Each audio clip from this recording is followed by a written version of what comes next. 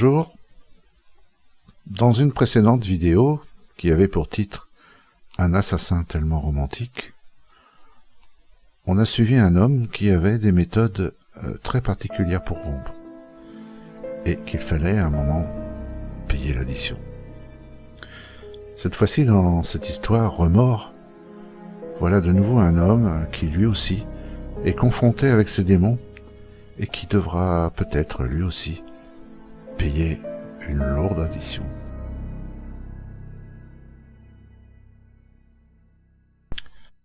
L'homme est un peu hagard, les yeux dans le vague, il regarde les gouttes d'eau qui s'écrasent sur le chemin herbeux déjà détrempé. Ses chaussures le sont tout autant, et l'humidité glacée envahit ses pieds et commence à ramper le long de ses jambes. Depuis combien de temps je suis là, moi? C'est pas possible. J'étais assis confortablement dans ce train il y a moins de 5 minutes. L'averse s'amplifie.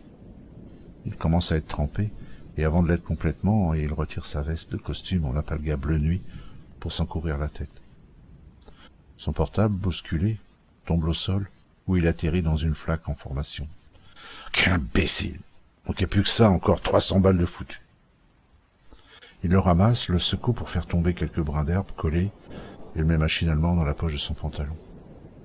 Puis il reprend son chemin en courant, sans prendre garde à la boue qui l'éclabousse et au tronc d'eau qui colle sa chemise et son torse.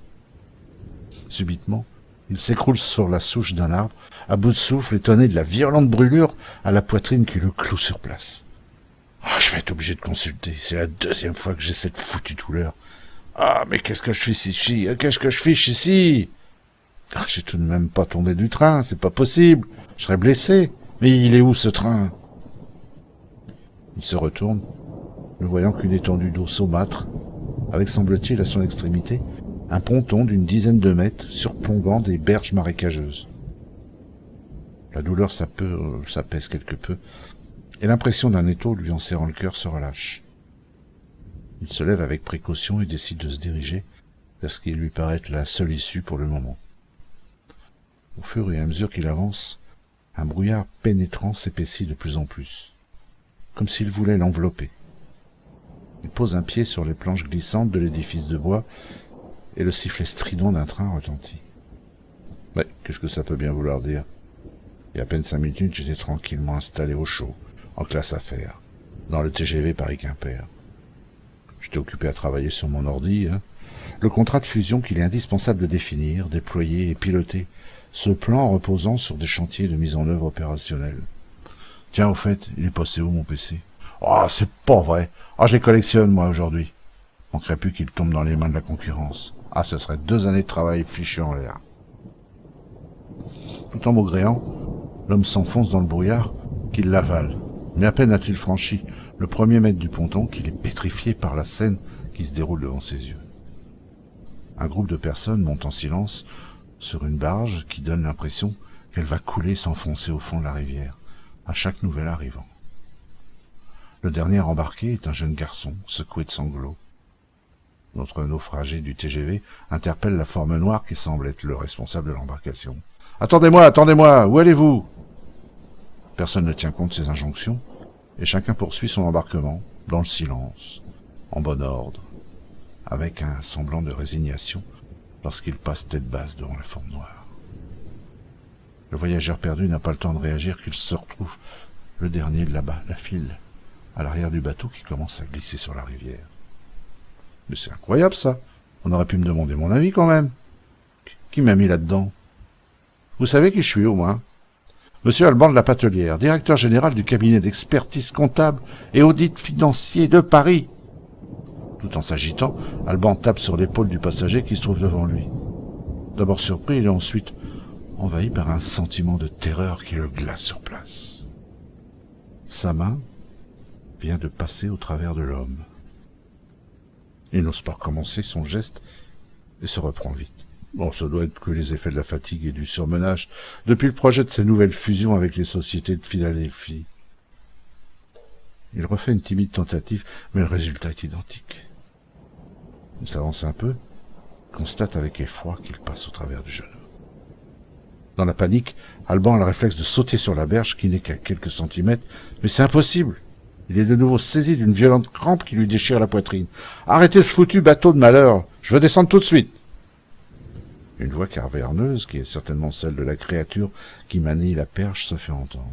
« Comme vous voudrez. » Alban est violemment projeté sur la berge. Il se relève de suite, bondissant comme un pantin sorti de sa boîte. La barque a disparu, mais un homme hideux lui fait désormais face et le regarde sans un mot. Alban ose lui demander « Qui êtes-vous » ? « Ben voyons, tu me reconnais pas ?»« Non, je vous ai jamais vu. Nous nous connaissons ?»« Mais regarde-moi bien, voyons. » Subitement, il comprend qui est devant lui. Et se retourne pour fuir, chute lourdement dans l'herbe et la boue. Une de ses mains, de l'autre, lui attrape le talon. Il se dégage en lançant une pierre. « Ah, tu pourras pas m'échapper !» Il crie derrière lui. Il paraît furieux, mais donne aussi l'impression de s'amuser. « Laissez-moi tranquille !» hurle Alban dans sa direction. Il trébuche plusieurs fois avant de se mettre debout pour commencer à courir. Il a l'impression que ses pieds ne touchent plus sol. Et c'est sûrement vrai. Il court jusqu'à ce que ses tempes battent, que ses yeux palpitent de leur orbite, qu'il se déclenche un point de côté brûlant qui va de ses côtes à son aisselle. Et toujours ce poignard chauffé à blanc qui fouille sa poitrine, tentant de lui arracher le cœur. Il doit s'arrêter pantelant, soufflant comme un cheval, avec un goût de fer et de sang dans le fond de la gorge. Il ose se retourner, pensant voir cette être abjecte, impeccable dans son costume noir, rajustant machinalement son double nœud de cravate et vérifiant les boutons de manchette en or, imitant ses propres tics, avec dans la main droite une mallette en cuir rare, protégeant un ordinateur portable dernier cri, identique au sien. Je dois faire un cauchemar. Je vais me réveiller. Mais non, mon ami, tu ne rêves pas. C'est bien moi qui suis là. Devant toi. Allez, du courage. Regarde-moi en face. Laissez-moi tranquille, je ne vous connais pas. Mais regarde qui est là au bout du chemin. Tu ne le connais pas, lui non plus? Alban de la Patelière, lui, si courageux d'habitude, et qui aborde toutes les situations avec un grand sang-froid, se rend compte qu'il ne va plus pouvoir se maîtriser et que sa peur va le rendre hystérique. Il veut de nouveau s'enfuir, mais d'un côté se tient debout cet homme qu'il terrorise et de l'autre, c'est Gérard le Breton. « Alors, tu ne vas pas dire bonjour à monsieur le Breton ?»« Mais il est mort, monsieur le Breton. »« Ah oui? Comment est-il mort, à ton avis ?»« Je sais pas. »« Tu ne sais pas ou tu ne veux pas le savoir? Ou tu veux oublier ?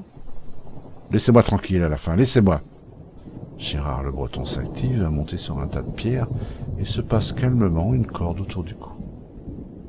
« Mais regardez-le, il va se pendre, il ne faut pas le laisser faire. »« Mais je croyais qu'il était mort, tu viens de me dire qu'il était mort. »« Bah oui, je ne sais pas, je sais plus. » Lorsque tu as appris qu'il était pendu, tu ne lui as pas demandé si tu y étais pas un peu pour quelque chose? J'y peux rien, moi, c'était la conjoncture. Je pouvais pas faire autrement. Je pouvais rien faire que de le licencier. Même en inventant des fautes professionnelles, inexistantes, pour éviter de lui verser des indemnités. Au bout du chemin, un craquement sinistre se fait alors entendre. Alban regarde son ancien collaborateur, qui se balance au bout de la corde, et détourne ses yeux de cette scène tragique. Inutile de détourner les yeux, regarde ton ancien ami, car c'était ton ami. L'homme qui vient de mettre fin à ses jours est de nouveau au pied de l'arbre, et recommence à escalader le tas de pierres. Alban tombe à genoux en sanglotant, mais son tourmenteur n'est plus là. Oh, c'est pas vrai. Mon costume n'a 1500 €. Taillé sur mesure, il est foutu. Oh, il faut que je revienne sur mes pas, que je retrouve la ligne de chemin de fer. En la suivant, je trouverai certainement du monde pour m'aider. Le croassement lugubre d'un corbeau se fait alors se retourner avec effroi. Il aperçoit la barque et son triste équipage. Une fois de plus, se retrouve embarqué involontaire. Cette fois-ci, ça suffit. Je veux descendre. Vous m'entendez? Vous entendrez parler de moi. L'inquiétant bateau et son étrange capitaine traversent en douceur une enfilade de cavernes sombres, au plafond recouvert de stalactites. Sur la berge étroite, des êtres en haillons sont assis immobiles et sanglotent. À la sortie de la grotte, c'est une lumière blafarde, venue de nulle part, qui éclaire d'autres pauvres hères, debout, qui déambulent lentement, en rond, avec des regards hallucinés. L'embarcation pénètre de nouveau dans une galerie au plafond très bas, avec des visages incrustés à même la paroi, qui pleurent. Ce sont leurs larmes qui nourrissent le fleuve. Ils bousculent tout le monde et tentent de se saisir du pilote de la barge, mais de nouveau ils se retrouvent paralysés. Ils s'apprêtent à passer sous un pont de bois occupé par des dizaines de personnes appuyées et immobiles sur la balustrade. Plus il s'approche, plus il semble les reconnaître. Il reconnaît tous les visages. Maman. Mais c'est maman. Qu'est-ce qu'elle fait là? Maman, c'est toi? Mais qu'est-ce que tu fais ici? Mais c'est pas possible que ce soit ma mère, elle est morte. Mais pourquoi pleure-t-elle? Maman, que se passe-t-il? Pourquoi tu pleures? La barque semble s'agiter, et le voilà de nouveau projeté sur la berge, face à l'homme en noir. Alors, on n'est pas content de voir sa petite maman? Cessez de me tourmenter, c'est pas ma mère, elle est morte. Ah oui?